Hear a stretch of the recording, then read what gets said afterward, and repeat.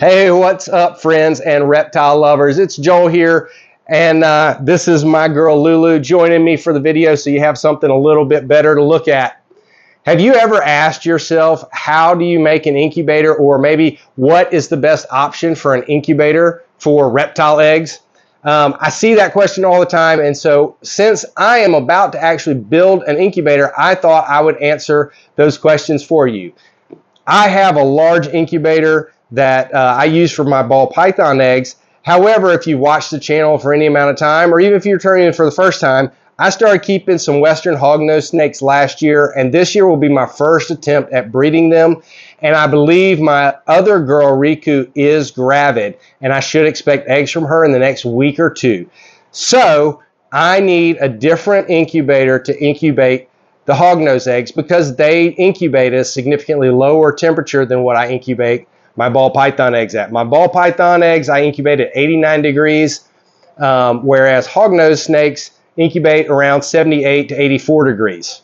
So I need to drop that down. The reality is I probably could actually incubate them just in the room because I do have a mini split system that keeps this room at 80 degrees year round. However, it's just a little bit too much variability for me in my first season. So I wanted to build an incubator that will allow me to put them at the temperature that I really want to incubate them at, because I think it's important to control all variables as much as possible. That being said, I kind of alluded to this already, but I believe the best incubator is probably one you can make for yourself, especially if you're just starting out and you don't want to put a lot of money into one like I did with this professionally built one here. And if I'm going to be honest, I won't say names, but it's a well-known brand, and I've just been kind of disappointed with the quality that I got for the amount that I paid. It works great. It's hatched out plenty of eggs, but there's just some little quality things that make me think, you know, this isn't it's really not much better than what I could have done myself. It's a little more polished, but my first incubator that I made out of an old stand-up freezer worked just as well. It just didn't have the nice window, and the fans weren't as fancy, but it worked just as well. So I'm going to today, or at least I'm going to start today, making my own incubator from an old non-working beverage cooler. So in a second, we'll put Lulu away, we'll flip it around, and I'll show you what we're working with, and hopefully walk you through step by step on how to build your own incubator. It really isn't that complicated. Believe me, if I can do it, you can do it too. It's simple, and we'll talk about the elements and what's most important here in just a second. So thanks for joining me. I hope you enjoy the video. Let me know if you have any comments or questions, and I'll do my best to try and answer them. But let's get into it. Alrighty, folks. Well, it's a bit of a mess in here with all the construction and cleaning, but this is what we're working with. This is, I believe it's a 126 can beverage cooler. There are removable shelves, which I've taken all out. And these parts here are not what you need to make your incubator. Rather, these are all parts that I took out of this. So the story is I bought this after Black Friday, and they sent me a unit that didn't work. I got it originally to brewmate my hognose snakes. Let's take a look at them. I got it to brewmate the hognose snakes, and this one did not work. She's up there in her hide, but this one didn't work. Hey there, darling. This is the one, Riku, who I believe is gravid and will be giving us eggs hopefully soon. But I figure she's better to look at. Anyway, so I got this beverage cooler to brewmate the snakes, and that's coconut dust falling on the screen. And what happened was I went to warm this thing up, or cool it down, I should say, and it didn't work. It never cooled. I went through all the different troubleshooting steps. Oh my goodness, you're so scary. And it just didn't work. So they sent me a new unit, but they didn't want the old one back. In order to send me the new unit, they made me cut the power cord. Here's our little male, Arctic albino. Waka, he's got an attitude, but he's a cool little guy. Hey, buddy. Say hello. They sent me a new one, but they made me cut the power cord first, just to prove that I wasn't trying to get over on them, I guess, which makes sense.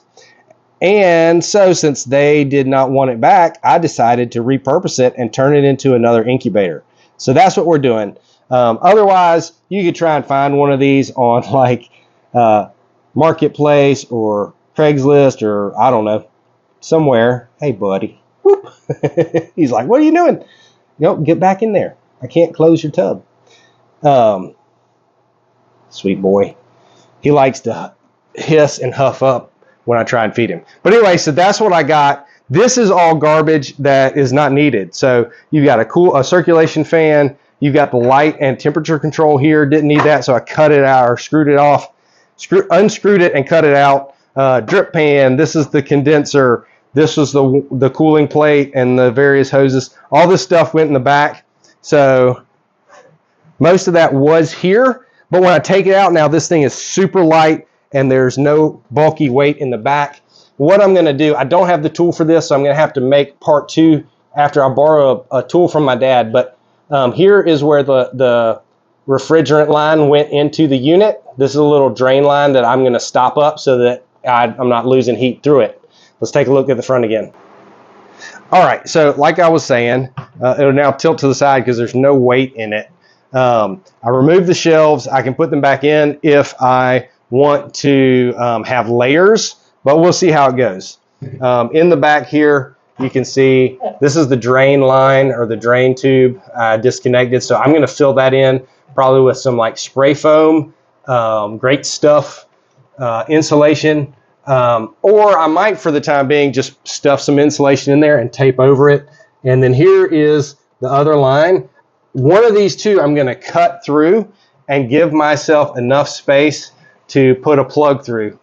Because what I have is I have a fan and I have heat tape that will have a standard AC plug, and I'll have to go through there. So I'll get it through there, surround it in insulation, and tape it off so that it seals. I was planning to use magnets, but I discovered that nothing inside of here is magnetic. It's coated in plastic. So no magnets. Hang on. No magnets will work to stick the fan up on top, so I'll probably end up screwing it in with some shallow screws and then just taping the cord down the back and out. And then I'll have heat tape. I'm probably going to do it along the back so I can still use the shelves, but I'll try and get top to bottom the whole thing. The more heat tape, it won't take much because this room stays 80 degrees.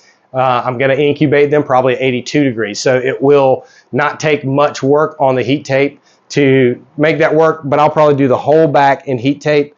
And the most important part is a proportional thermostat.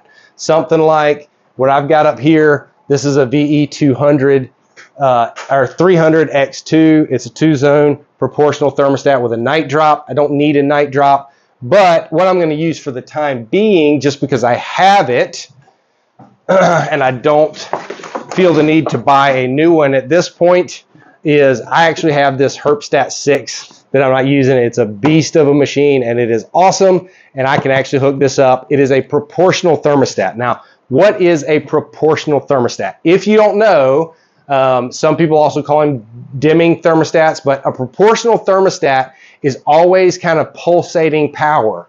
So it's constantly adjusting to keep the heat tape or the heat source as close to the temperature that it's set for as possible. So like this Herpstat can go up to 1/10 degree. So if I set it at 82.5, it's going to pulse constantly to keep it as close to that temperature as possible, versus a cheaper thermostat or a rheostat, which are what we would call an on-off type thermostat. And what happens with that is you set two temperatures. So you would set 82 and 81 if you can get it that close. Some of them won't allow you to set the temperatures that close, but basically let's say 80 and 82. What that would do is when it gets to 80 degrees, it starts heating up. Once it gets to 82 degrees, it stops, but it's not going to come on again until the temperature drops back down below 80, and vice versa. This one's going to go up until it gets above 82, and then it's just going to stop. And so you're always going to have this fluctuation.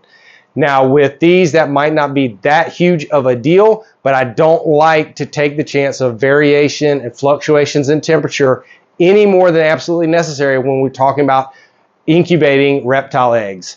So for that reason, I would always recommend a proportional thermostat. It doesn't have to be fancy. You don't need a night drop or anything like that. It can just be a single proportional thermostat. And I think, I haven't done my research, but I think you can get those now for about $80 to $100. That's the biggest investment probably in a project like what I'm doing here, since I had basically a free cooler to start with. Anyway, hope that answers your questions. I'm going to get the tool and the rest of the equipment I need, and then we'll come back and show you putting it all together and then turning it all on and making sure it works, and how you test it to ensure that you get exactly the controlled variables that you need from your incubator, and we'll do that here in a minute. All right, well, let me stop myself there. I really got on kind of a rant there talking to you about how I came to possess this unit, and I started showing off snakes, and I really got sidetracked the way that I do, and I realized that I was really off from the point of this video. So I'm here, it's obviously a different day, and I've got my materials together. I had just shown you all the stuff that I took out of the beverage cooler because it was not working, so all the cooling elements, took all that stuff out, makes it much lighter and gives me a lot more room to work to get this one set up. So I'll try not to ramble too much, but I'll let you let you see the setup and how I'm gonna finish putting the incubator together, and hopefully it's really helpful to you in case you have questions. It's not as complicated as you think it might be, and hopefully we'll see that here. So my first step is gonna be to actually remove this plate so I can get into work, and then we'll kind of walk through step by step. Let me show you the components that I have that I'm going to be installing today. Number one, I've got a small fan. It's a computer fan or ventilation fan that you could use for cooling down really anything, gaming console, a TV, anything where you need to kind of distribute some heat. But of course, it's designed for like tower PCs and that kind of thing. So I put it all together, and you'll notice there's not really a good attachment point for this. What I had really hoped to do is to be able to glue some magnets on and stick it to the top. However, this beverage cooler I discovered the other day is lined with plastic, and so it's not magnetic, so that won't work. So what I've done is I've taken a couple of zip ties here. This is, I live from the South, this is what we call redneck ingenuity, just find a way. So I took these zip ties, filtered them through here. I've tested to make sure that they don't inhibit the fan blade from moving as it should. And then what I'm going to do is take some of these leftover screws. I had these from my ARS racks. They give you so many of these to attach when you put them together. They're a little self-tapping screw, but they're a good depth. And I just put a little washer on here, just something that I had around the house. And I'm going to actually use the screw and the washer to hold each end of the zip ties in place against the top of the incubator, which I'll show you when I do that. Now, there are all types of fans out there. Usually something pretty low powered is what you want, because if you go with too much power, it can actually generate excess heat. I had this one year. I switched to some bigger fans in my because I had a big stand-up chest freezer, and I wanted to get more air circulation, and I went to run my test. By the way, once you get your incubator, you always want to test it for a couple days to see what variations you get. So I was running tests, and all of a sudden I was in another room. I hear this beeping. I'm like, what in the world? I go in. It was my thermostat alerting me that I had gone over the temperature range, because that fan had so much power. It was actually raising the temperature in the incubator 5 or 6 degrees. So pretty crazy. The first one I had was a little USB powered fan. The second one that I used was an AC plug, and it had more power because it was direct. What I have here today, I learned from my past, is actually one that comes equipped with a dimmer switch. So I will have the plug out, but it has a dimmer switch so that I have the ability to control the speed and power that the fan will run on. I've tested it. It actually can put out a pretty good airflow, but what's going to be key is where can I set my thermostat, get the fan to get the most circulation I can without it bringing the temperature up. So this dimmer switch is going to be key for that, because it'll allow me to control how much juice is going to the fan. I would highly recommend that. You don't have to have it the important thing is once you get set up, you test, and make sure you know your variations. On top of those things, I have over here my Herpstat 6 thermostat. Now you'll notice today the way that I'm going to set this up is not going to be permanent. I'm going to set it up in a way that's functional but temporary, because I don't intend to use this thermostat on a permanent basis with the incubator, because it's a very nice, very expensive thermostat, and it can handle actually 6 different outputs. So I don't want to hook that up to this incubator exclusively. But I don't feel like buying another one right now, and I have this one on standby.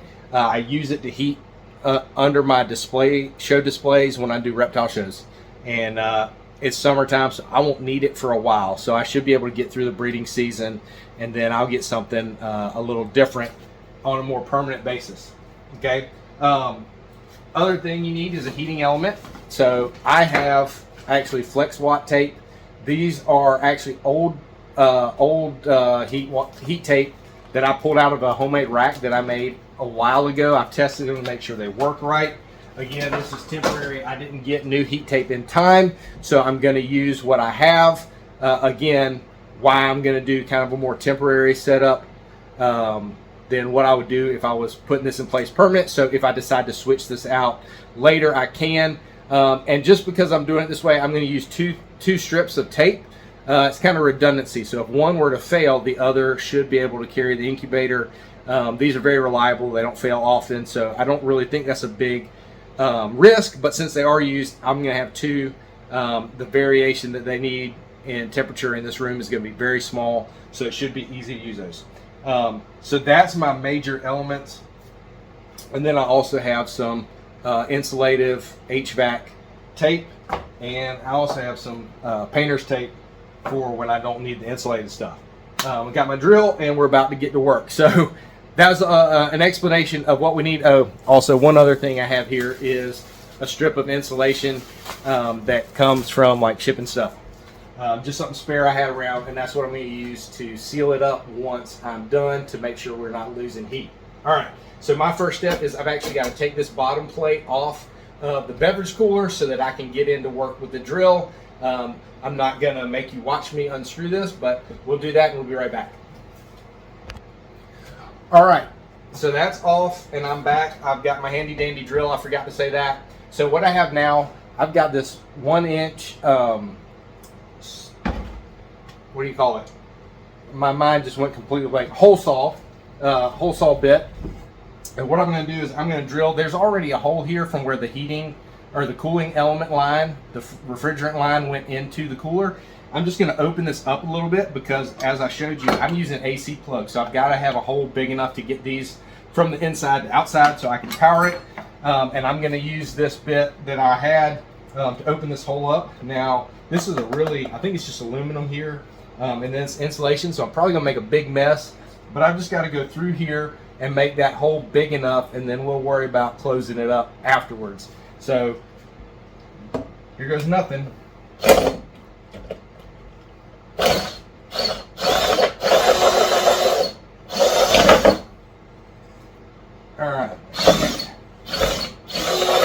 All right, so we should be all the way through there. We'll have to see what it looks like on the other side. There's some plastic caught up in the bit that I need to get out. One thing I forgot to do, shouldn't have done that. That I would probably recommend is covering where you're going to drill through with painter's tape. It'll make it a cleaner drill, so you'll get a better hole. Now let me test and see. Yeah, see, it's not quite wide enough for me to get that through. So I'm going to go next to it, and I'm going to drill a little bit bigger hole. We're going to try because it doesn't have quite as much to bite onto. And I'm apologize because I just realized that I forgot to put my mic kit on. So hopefully y'all have been able to hear me okay. But again, I'm just going to I'm going to pause this real quick and open this up so that y'all don't hear all the drilling and stuff, and I'll be right back. All right, well, the truth was that made a big mess, but that was kind of expected. You can see I've already gone in from the inside, and I've run my cords for my heat tape out through the bottom. Now, because it's plastic on the inside and I forgot to put that tape down, that bit really kind of tore a hole in the inside.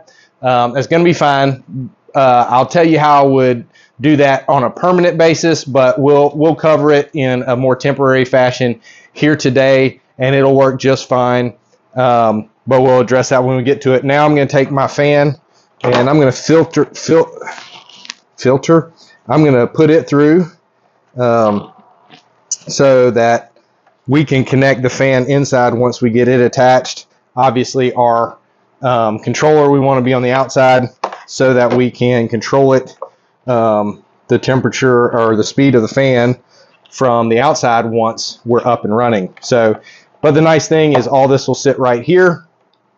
The next step, if I can remember where I put, this is the probe for the thermostat. So I'm actually going to run it through right here, because this is a separate, this was actually the drain line. So originally there was a drip tray under here where condensation could filter its way out. Same thing. I'm just going to put this through here. We'll figure out the distance and everything, the length it needs to be in a minute, and get everything set up before we put our insulation in place to kind of seal these holes off for the duration of the incubation. But so we've got heat in place, we've got our thermostat probe in place, we've got our fan fed in there. So now I'm going to throw this bottom plate back on here so we have the proper balance again, and then I'm going to flip it over and we'll take a look from the inside and keep working. Stay tuned.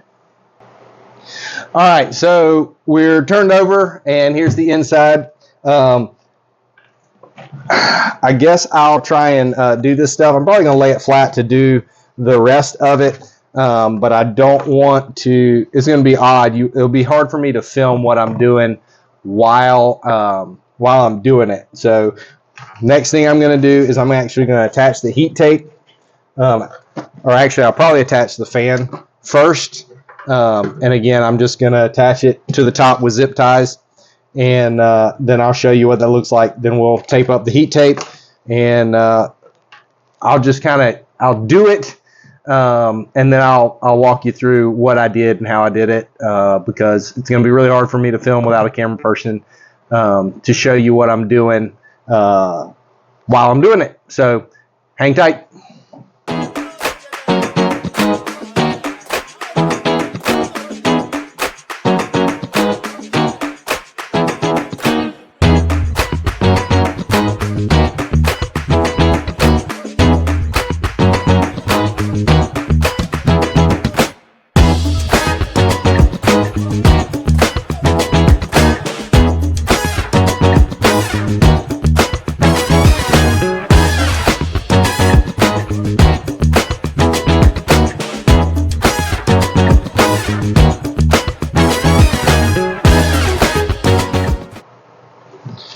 All right, well, I said I wasn't going to show you, but hopefully you can see how that works. Not the most eloquent, but it works. I've got the washers holding the zip ties, and then I just covered one layer of tape just to help with if it rattles over time. That should help keep everything in place. And now all I have to do is hook this up.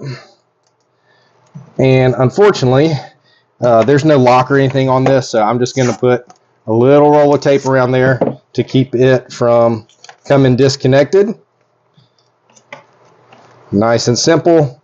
Keep it in place, and then we will tape it now along the corners out of the way so that it doesn't interfere with anything. And it's out of the way.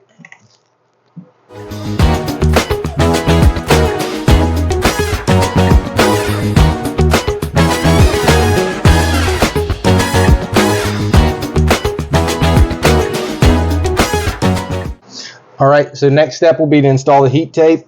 I'm just going to cover the back here, and we'll let the fan distribute it to keep it even. But I'm going to overlap these just a little bit so that I can tape them on the tops and the sides, and we'll put as much of the cord, you can't see it here, the cord where it goes out the bottom, we'll put as much out as we can so as little of that is left inside as possible. So here we go.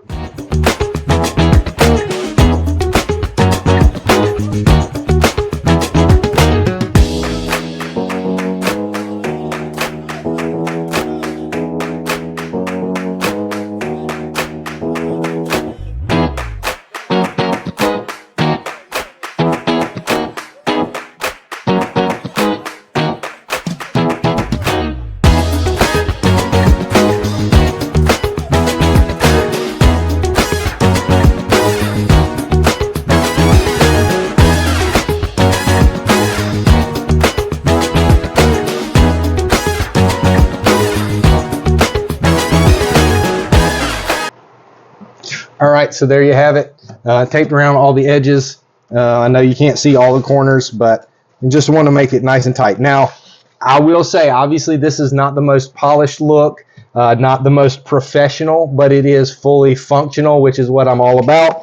And when you're doing a homemade incubator, you know, people have different skill levels. There's all kinds of things. You could take a thin piece of PVC and cover this afterwards so that it's like a back panel, false panel, so you don't actually see any of the heating elements behind it. You could do that. I'm not going to worry about it for this, especially since this is a temporary setup for now. But once I flip it up, I'm going to get these cords as much out the bottom as possible, so there's as little left in here, and this should be secured enough that I can put my shelves in here if I need to and not worry about it. Next step is going to be to set the incubator probe, the thermostat probe, but I'm actually going to put that on one of the middle racks when that time comes, and that'll get me a temperature reading in the middle of the middle of the incubator better. So let's flip this up and let's put a rack or a shelf in, and we'll go from there. All right, so here we go. We've got all our cords are nice hanging out the back. You can see a little bit better maybe that there's not a whole lot. Trying to see if it'll shine the light. It's not strong enough, but all the cords are along the base here and mostly out of the way. So there's the final product, at least what it'll look like. I'll put a shelf in the middle. We'll attach the probe, but before I do that, I'm going to go ahead and cover these holes and show you how I'm going to do that again on a temporary basis. Now, if I were, I'll grab it real quick. If I were going to be doing this permanently, what I would do is I would use something like this, Great Stuff, or a similar product that is a canned spray foam. This one actually is old and probably no good anymore, but I got a new one in the other room. This is what I would use to just fill this hole, and it would seal in. It would fill all the gaps with a foam insulation and seal it airtight. You could put it here, you could put it here, and it would be good to go. I'm going to get my probe in place, and then I'm actually going to just use insulated tape, like a HVAC tape, to cover these holes. I'll probably shove a little bit of insulation in here just to kind of pack it tighter and make sure that there's no gaps, but that'll be the next step. Be right back. All right, so here we got our shelf in place. This should give us all that we need, at least for the size operation that I have right now. Really, you could run this without shelves, or you could put this all the way down at the lowest shelf and then just stack on top. But it really depends on how much you need to incubate. Again, that's something you need to factor when you choose what you're going to build your incubator out of, is how much do you plan to incubate on there? What size containers are you going to have? So I happen to have a 7-quart container right here, which is something that I use sometimes to incubate ball python eggs. And you can see that I could fit that in there. But honestly, door will close, but I would not be able to fit 2 of those side by side. I'll grab another 6-quart. That's the most common size that I use.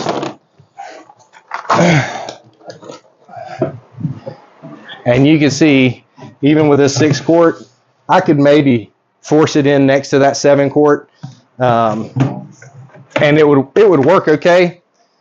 But when we're talking about for this one specifically, since I'm using it for hognose eggs, I won't have that issue. See, I wouldn't really. These are okay. They would sit tight, so you could probably put 2 side by side, and then of course you could stack another one. You could put one, if it fits, in sideways at the bottom. So probably if you move this shelf down, you could fit, I would say, max of 5 clutches of, let's say, ball python eggs. You might, the way that this is situated, might be able to get 6 if I'm just experimenting at this point. So 5 or 6 max. So you just anticipate that. A lot of people, you're breeding for fun. You're only going to produce a few clutches. And so if you're producing a few clutches, something this size would be great and would last you for a very long time and accommodate everything you need. But now there's a little lip at the back of this shelf. So I've fed my thermostat probe through there. And I'm going to try and get it kind of tight. Filter it back through here. And then I'm just going to tape this with a non-insulated tape. Because this is a thermostat probe, I don't want to mess with any reading, so I'm not going to use the foil tape. I'm just going to use a painter's tape. I'm going to go on this line right across the back. Let's see, make sure we're in the center here. And I'm just going to tape it just like that so that I've got it about in the area I want it to be. We're actually going to curl down under here. Oh, this is not sticking very well. But I don't want to cover that probe tip. I want it to be exposed so that I can get the most accurate readings. And I'm going to come in here. Sorry if you're looking at the top of my head.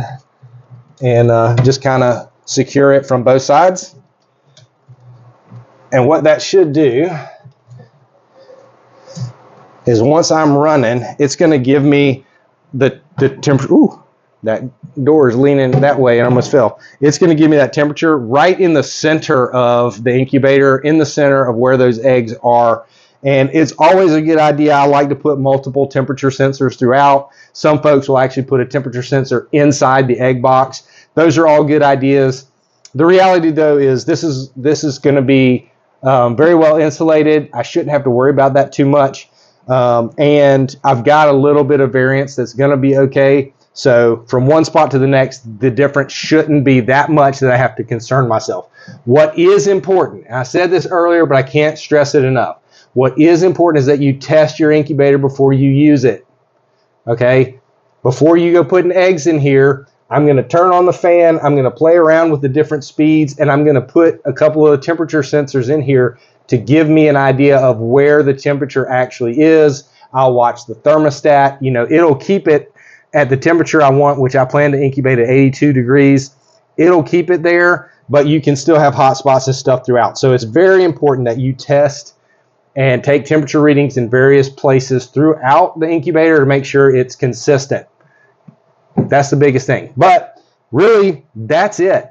Now all we have to do is plug things in, excuse me, and start testing. I'm going to come back. I'm going to seal these holes, and I said I would show you that, so I will. I'm not going to do the inside. I'm just going to take these off, and then I'm going to show you what I'm going to do on the underside to provide insulation there, and I'll be right back. All right, so real quick before I turn around, just want to show you what I did here. I've stuffed some foam insulation in here, some like physical foam, not spray foam, obviously. And then I taped it so that every area is sealed, no air is getting through there. And then I split the tape and taped all the way around the drain hole there, so it is sealed. Now let's flip over the bottom and see what it looks from what we're going to do from the back side. All right, so you can actually see there's foam sticking out here that I stuffed in from the top side. I'm going to take a little piece of that and put it in here as well, just to try and seal that up as best I can to make sure no air's passing through. I'm going to take a little HVAC tape. And again, this is not much, but it has a little bit of insulative value. I don't know how you say that. And we're going to go right around the cord here, and we're just going to wrap it.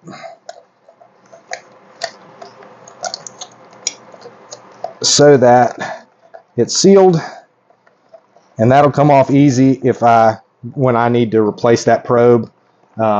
Or what I could do is if I get another Herpstat brand, I can actually leave the probe in place and just swap out the thermostat, which is most likely what I'll do. Same thing, this is a little bit bigger hole, so this is going to be harder. So what I'm actually going to do, I have this insulation And I'm gonna just kind of cover the whole thing. I need to cut it here, but we're gonna put it in the corner like this, and I'm gonna try and tape it up on there so that it'll cover the whole kit and caboodle. All right, so let me get to that. It's going to take some coordination, and then we'll show you what it looks like at the end.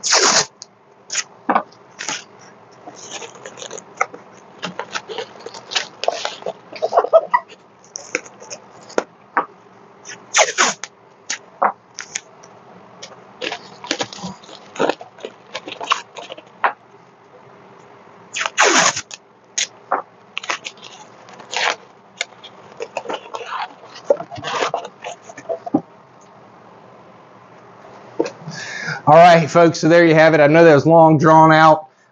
It really is not that big of a deal. It's not that hard if you're just trying to do it. You could do this with a Yeti cooler. Not a Yeti cooler, that would be too expensive.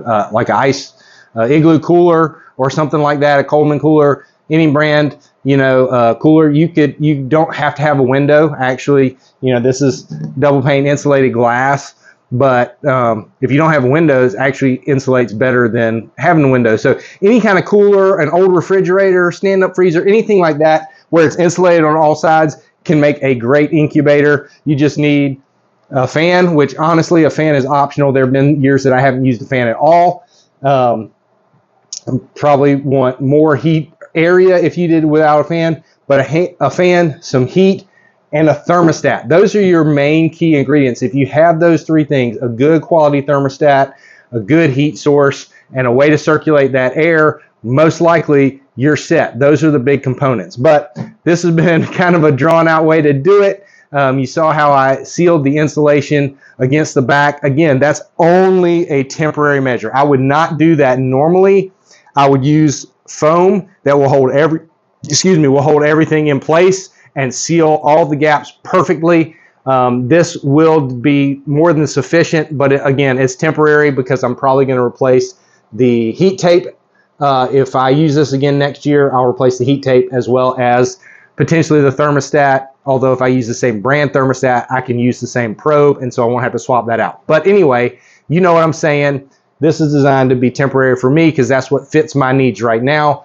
But simple using spray foam makes it permanent and is a great solution. So anyway, I hope this was helpful. I know it's been long and there's a lot of pieces and y'all are watching me do stuff like a bumbling idiot, but sometimes redneck ingenuity is the way to go. It's functional even if it's not pretty, but what will be pretty is those eggs when they hatch. So Lord willing, we'll have some hognose eggs to hatch out and share with you guys this year. I hope this was helpful to you. Feel free to drop any questions or comments below. I'll respond. I love hearing from you guys. Thanks for watching. Have a great day. Let me remind you before we leave to share the love of reptiles with anybody you can. See you guys next time. Well, I shut everything down and then I realized I probably should have shown you what it looks like working. So here we are. We're all set up and together. Thermostat is on top. And you can see there I've got it set at 82 degrees and it's holding 82.1. It's been a couple hours because my phone died. And it's holding steady at 82.1. Everything's working well. Fan is on. What I did here is I just put a little magnet on the back, double-sided tape, and on the outside it'll stick so it stays handy and everything's plugged into my UPS. So it's a battery backup in the event that there's a power outage, which I had a couple last year during hatching season. But there it is, up and running, nice and concise. Everything's hidden, and it's working great. So There you go. Hope this was helpful.